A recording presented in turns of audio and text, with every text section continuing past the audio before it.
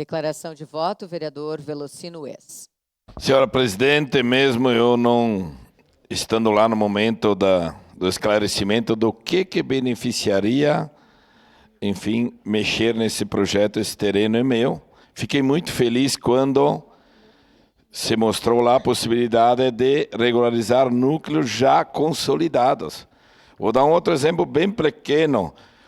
Para lá da cantina Dom Bonifácio, bem nos fundos, lá tem 8 ou 10 famílias que procuraram, numa certa época, a regularização e o Fernando lá e o Marcos me disseram que o próprio João estava lá e disse, olha, neste momento não tem nada a fazer. E quando eu falei para ele que nesse projeto de lei que estaria vindo nesta casa que seria possível, ele ficou super animado, porque essas pessoas, nenhuma reclama de poder ali na frente pagar impostos, e quem sabe eu expliquei para ele que o teu imposto possa ter mais brita lá para arrumar a tua estrada para chegar lá.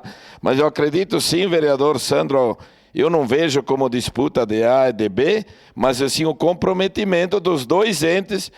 Se o senhor não tivesse tirado o projeto, talvez aconteceria, mas demoraria muito mais. E essa junção, quando os dois poderes se unem, o resultado está aí. E eu entendo que os funcionários que estão lá, independente de prefeito, vendo a possibilidade dessa procura muito grande de outros locais, querendo se regularizar, pagar impostos, viu a necessidade e deve ter comunicado e produzido junto com o governo que ver que dá para fazer muito mais. Sempre com os dois entes juntos participando. O domingo estive no Alto de Galópolis e se nós não tivéssemos aqui dentro aprovado o núcleo urbano do Alto de Galópolis, e eu coloquei a emenda do Moro Alto também, que hoje com esta lei nem precisaria, nada disso poderia acontecer ali na frente.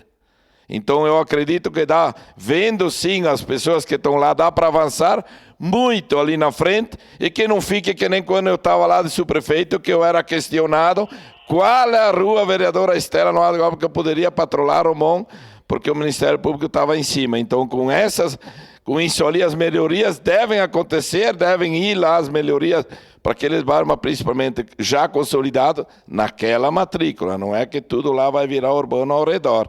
Fico muito feliz e voto muito favorável que várias coisas como essa aconteçam aqui dentro e no nosso município. Para declarar voto, senhor presidente.